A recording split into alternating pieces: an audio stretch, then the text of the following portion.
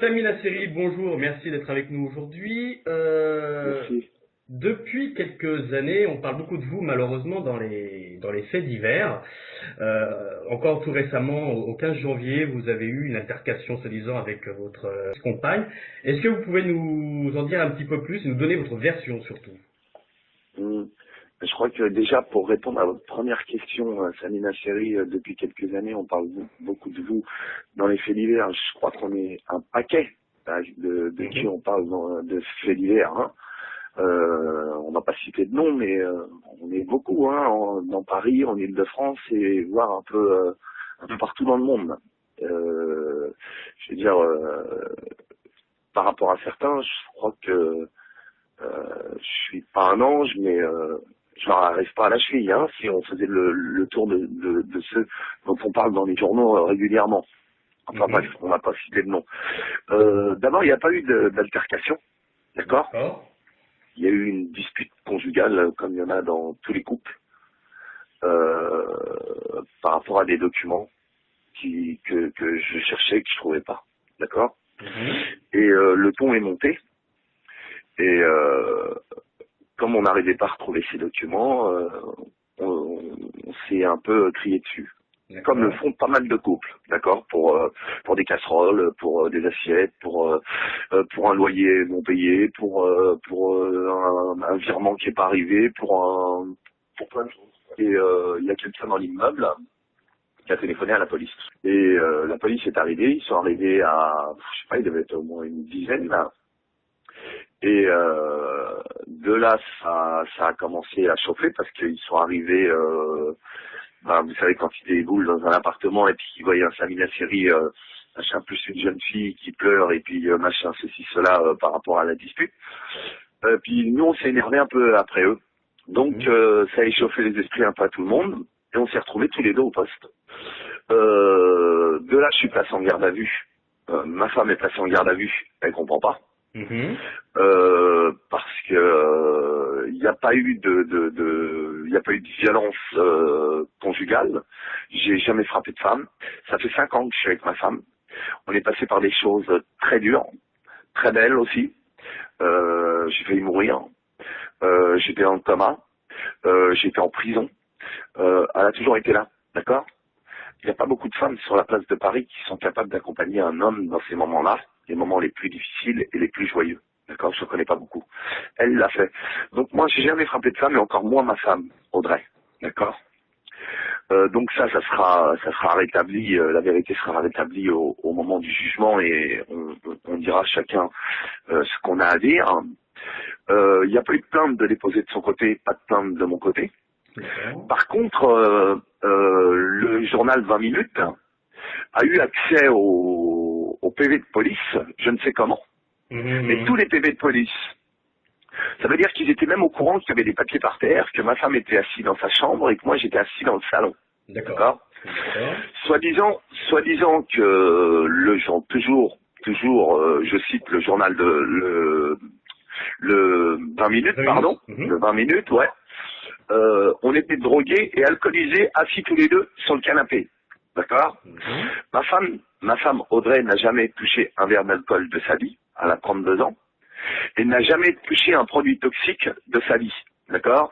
Et sur le chef d'inculpation, sur la feuille d'inculpation du procureur de la République, qui est quand même bien placé et beaucoup mieux placé que le 20 minutes, il n'y a pas marqué en état d'ivresse pour Samina Seri ou en état toxique et le procureur ne l'aurait pas laissé passer et il l'aurait bien marqué sur le chef d'inculpation en état d'ivresse, violence en état d'ivresse ou ceci en état d'ivresse ou sous produit toxique, d'accord. Et pareil pour ma femme Audrey. Le 20 minutes, on dit qu'on était assis tous les deux dans le canapé, drogués et alcoolisés, c'est des sources qui prennent eux-mêmes et ils prennent la peine de les marquer, mais de leur propre chef. Donc eux, ils vont être attaqués dans peu de temps, d'accord, pour diffamation parce que c'est très grave. De surcroît, elle a passé 3 jours en garde à vue, on a passé 3 jours en garde à vue. Un lambda qui se dispute avec sa fiancée ou sa femme, d'accord, même s'il y a des coups, ne passe pas 3 jours de garde à vue. 3 jours de garde à vue, c'est une garde à vue de stupéfiants. Pour les gens qui trafiquent le stupéfiant. Vous vous rendez compte qu'on a passé 3 jours de garde à vue, elle porte pas plainte, je ne porte pas plainte, hein. Mais Et on se retrouve 3 jours en garde à vue. est-ce que justement c'est parce que c'est Samy Nasseri et vous avez eu des petits soucis auparavant que vous avez été gardé justement 3 jours en garde à vue? Mais je ne sais pas si c'est par avant, ça fait 2 ans que j'ai pas bougé une oreille. Ça fait 2 ans que les réalisateurs reviennent vers moi et me font de la pète du pied. J'ai 2 films devant moi qui arrivent, j'ai une pièce de théâtre qui arrive devant moi. Donc c'est pas, oui, c'est le Samy Nasseri tout court. C'est-à-dire que c'est le jeune mec qui vient de la banlieue et qu'on a envie de déchirer, et qu'on a envie. Quand je suis arrivé au commissariat, je suis monté au dernier étage, d'accord? Parce qu'il y avait un des policiers qui était ravi de me faire souffler dans les pilotests là, d'accord? J'étais à 0. 0, d'accord. Quand j'étais en garde à vue à Cusco, parce que je suis obligé d'aller à Cusco puisque j'ai été opéré, d'accord, on m'a fait pisser dans des bocaux, des petits bocaux, on m'a fait 2 ou 3 prises de sang, c'est négatif. Et encore une fois, le procureur de la République, et pas le journal 20 minutes, le procureur de la République n'a pas mis dans son chef d'inculpation Samy Nasseri sous l'emprise de l'alcool ou sous l'emprise de produits toxiques. Et pareil pour ma femme, c'est pas marqué. Il y a juste marqué ils passeront telle date en jugement pour ça et pour ça. D'accord? Non, elle a passé une garde à vue épouvantable. D'accord? On avait une enfant qui était restée à la maison. D'accord? Le journal 20 minutes se permet de donner notre adresse. D'accord? Qui lui a donné? La police. Ok? Puisqu'ils ils ont donné accès à la synthèse, plus aux dépositions au journal 20 minutes. C'est les premiers qui envoient un article de notre arrestation. Ils donnent mon adresse. Et ça, c'est un préjudice, mais ils vont rien comprendre quand on va les attaquer en référé, là, dans les prochains jours. Ils l'ont marqué, c'est marqué, on l'a pris en photo, et puis de toute façon, on le retrouve, les avocats les ont, et ils vont comprendre ce que c'est. Parce qu'on avait une enfant de 15 ans à la maison, donc nous, on était en garde à vue. Ma femme était comme une folle, elle était à l'intérieur, elle frappait la tête contre les murs. Une femme, eux qui disent, ouais, violence aux femmes, ceci, cela, ouais, c'est pas bien et tout, c'est aminaché. Ben, eux, qu'est-ce qu'ils ont fait? Ils ont laissé une femme se frapper la tête contre les murs parce qu'elle voulait juste savoir comment sa fille allait chez elle, enfermée, toute seule, sans argent, sans rien et sans manger pendant 3 jours. Parce qu'on n'a pu prévenir personne. Donc il y a une personne qui est venue, qui a vu l'adresse que le journal 20 minutes a mis dans le journal. Et ben qu'est-ce qu'il a fait, le mec? Il est venu à la maison. Il est venu chez nous. Parce qu'il marque l'étage et il marque même la porte, le journal 20 minutes. Ça, c'est diffamation, mais c'est horrible de faire un truc pareil. C'est ignoble de faire un truc pareil. La môme, elle ouvre la porte, le gars il se présente avec une pizza et un Coca-Cola dans les mains. Ça va que le gars il est gentil. C'est un bon mec, il part d'un bon sentiment. Il vient pour lui donner à manger, pour voir comment elle va. On le connaît pas, on sait pas qui c'est. Mais si le mec il est mal intentionné, il rentre avec sa pizza, il claque la porte, qu'est-ce qu'il lui fait à la môme?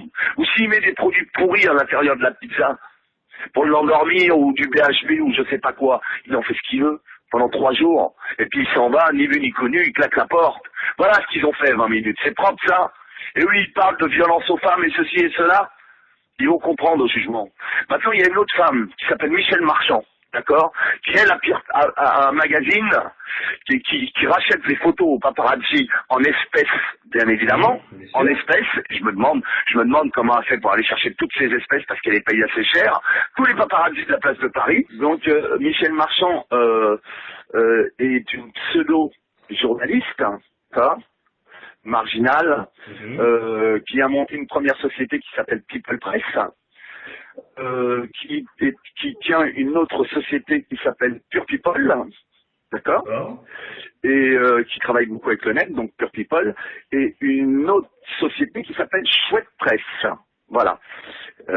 Donc Michel Marchand à un moment a acheté les photos du mariage de Sarah Lelouch à son insu, bien évidemment, et les a revendues à ses magazines torchons. Et elle s'est retrouvée bien évidemment en justice et elle l'a perdu. Il faut savoir que Michel Marchand était marié il y a une vingtaine d'années à un grand voyou parisien, d'accord.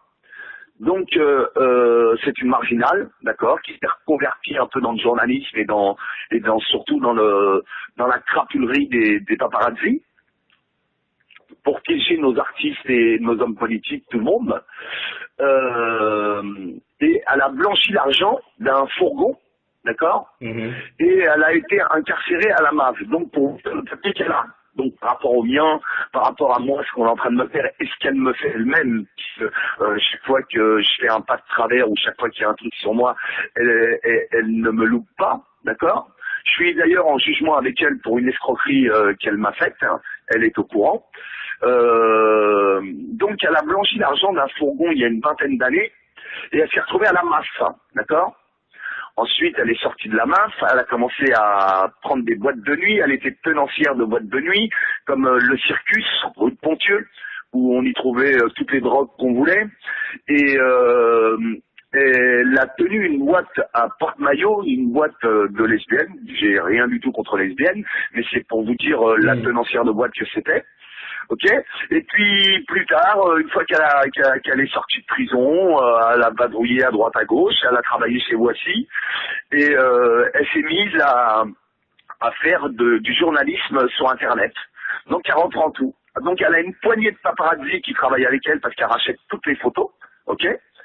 Elle est payée à prix d'or. Et elle les revend, comme je te disais, à tous ces torchons de galas, Voici et Vous avez déjà une date annoncée pour votre procès? Il va y avoir un procès ou pas?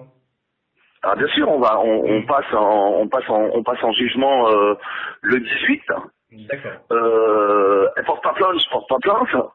Je veux dire voilà on va en faire en sorte de montrer au juge que, comme je vous ai expliqué il y a quelques minutes, que ça fait 5 ans qu'on est ensemble, d'accord, que c'est une vulgaire dispute conjugale, ok, qui est montée un peu haut. J'aime ma femme, j'aime Audrey. Elle est avec moi depuis 5 ans, d'accord. J'ai failli mourir, j'ai fait comme un, elle était là, à mon chevet. Ok. Je me suis relevé, j'étais en convalescence, on m'a greffé, d'accord. Elle était à mon chevet. J'étais en prison sur grâce, elle était à mon chevet. J'étais en prison à la santé, elle était à mon chevet. Ok, donc c'est ma femme, je l'aime, d'accord. C'est une pure et simple dispute conjugale que si le dernier des lambda, le dernier des couples de la place de Paris serait retrouvé dans cette situation, ça serait passé à l'as, il serait resté 2 heures en garde à vue et c'était fini. D'accord. Donc c'est la presse qui selon la vous, presse, non, la presse c'est pour ça qu'on les attaque. Les requêtes sont préparées. 20 minutes va se les prendre. Il y en a 2 autres encore. Michel Marchand va se le prendre. Il y a 2-3 journaux qui ont repris des choses horribles sur ma femme. Ma femme a une famille, d'accord. Ma femme vient du Sud. Elle a une famille et quand on dit qu'elle était droguée et alcoolisée, d'accord, c'est sa famille qui le reçoit là-bas, je veux dire dans le Sud, d'accord. Est-ce que vous avez depuis cette histoire-là, est-ce que vous avez été contacté quand même je crois les radios là? En fait, le premier magazine qui nous a donné un droit de réponse, c'est public. Tout de suite, après la garde à vue, on a pu s'expliquer et remettre certaines pendules à l'heure et vous êtes arrivé après et on a fait la cerise sur le gâteau avec vous. Enfin, alors bien évidemment, moi aujourd'hui, j'ai décidé, puisqu'on me traîne dans la boue, et pour être plus clair, on me traîne dans la merde. Les gens comme Michel Marchand, comme le 20h, comme le 20 minutes, c'est eux qui ont commencé, d'accord, qui ont été dire qu'on était assis dans le canapé, drogués, il n'y a rien. D'accord, c'est marqué que j'étais à 0. En tout cas, Samy, on a notre version. Maintenant, j'aimerais qu'on parle un petit peu de choses un petit peu plus positives, puisque le cinéma fait appel de nouveau à vous, et c'est tant mieux. Quels sont justement alors ces futurs projets? Vous pouvez nous en parler un petit peu plus? J'ai une pièce de théâtre avec un grand metteur en scène américain, new-yorkais, qui a monté des pièces avec Al Pacino, Robert De Niro, Faye Dunaway, d'accord, qui écrit ses propres pièces. Et je vais taire le nom parce que j'ai pas envie que c'est pas fait déjà, donc c'est pas assez pratiquement fait, c'est pas signé. Et puis j'ai vraiment pas envie que des gens mal intentionnés puissent faire pas capoté parce que j'ai rencontré la personne et il est au courant de mes dernières péripéties et ça change rien pour lui. Et j'ai pas envie de dire qui c'est pour l'instant. Ils le sauront en temps voulu. Donc c'est une vraie pièce de théâtre avec un vrai bonhomme de théâtre. D'accord. Très bien. J'ai un film avec Eric Atlan, ça c'est un secret pour personne, tout le monde le sait. Maintenant connaît Samy la série. Et il écoute pas les journaux, il ne lit pas les journaux comme certains qui prennent tout pour argent comptant et qui lisent les journaux, les lambda ou je sais pas qui, d'accord. Et donc comme j'ai travaillé à plusieurs reprises avec Eric Atlan, j'ai pu lui expliquer. Et il connaît en plus Audrey, ma femme, puisqu'on le côtoie depuis plusieurs années. Ça change rien pour lui. Il sait quoi prendre, il sait quoi laisser et il m'écoute et il sait que moi ma parole elle est comme ça et s'il y a eu ça je lui dis ça, s'il y a eu ça il y a ça, d'accord. Et puis voilà, et puis j'ai un autre film, je peux pas vous en dire plus pour l'instant puisque j'ai fait ma première lecture hier et j'attends le retour de la production, donc ça change rien, voilà quoi. Et puis il y a des petits jeunes de Canal+ qui m'ont proposé des sketchs et ça tient toujours puisque j'ai bu un verre avec le jeune il y a en sortant de garde à vue 2-3 jours après. Donc le travail, ça, les gens qui me connaissent et qui n'ont pas envie d'écouter ces torsons me font confiance et savent qu'il n'y a pas d'histoire de drogue, il n'y a pas d'histoire d'alcool et qu'ils le voient bien sur mon visage. On parle aussi de vous pour une éventuelle série télé cet été réalisée par Florian Essic. Ouais, ben voilà, c'est ça, c'est de ça dont je vous voulais parler. Voilà, ces fameux sketchs de 1 minute 30, il y a 53 épisodes et voilà, enfin c'est un vrai contre-emploi et puis c'est justement ce Florian qui vient de sortir un long métrage qui s'appelle Le Casse des Casses en salle le 5 février. que j'ai été voir en avant-première et qui m'a beaucoup plu et ça fait à peu près 2 mois qu'on se parle au téléphone, on s'est rencontrés justement après la garde à vue et il est pareil, il écoute pas les journaux. Il voit le lascar, il voit le mec qui est en face de lui, il voit ce qu'il lui dit et après il fait son tri et il sait où il va. Donc non, ceux qui font du mal et qui en plus racontent des mensonges et font du mal aux familles, aux enfants, comme l'a fait le journal 20 minutes en me laissant, en donnant mon adresse et qu'il y a un mec qui est venu à la maison, ça c'est un truc pourri ça. Ça c'est un truc, mais ils vont rien comprendre. Eux, ils vont payer très cher ce qu'ils ont fait. Parce que si ça s'était mal passé avec ce livreur de pizza qui est venu juste par gentillesse, machin, mais s'il avait été mal intentionné, il avait 3 jours pour faire ce qu'il voulait avec une môme de 15 ans. Et eux, ils nous parlent de violence avec les femmes et machin, là, 20 minutes, là. Ils vont comprendre au jugement, eux. On leur a fait un référé, ça met 15 jours. Qui s'attendent à le recevoir, ils vont comprendre ce que ça va leur faire. Bon, de toute façon, on suivra en parallèle toute cette histoire. Et puis, on est content de savoir que vous allez quand même revenir au cinéma et sur les planches de théâtre très très bientôt. Samy Natsiri, en tout cas, merci d'avoir pu vous exprimer. On a au moins votre version et c'est ce qui comptait en tout cas. À très bientôt, Samy.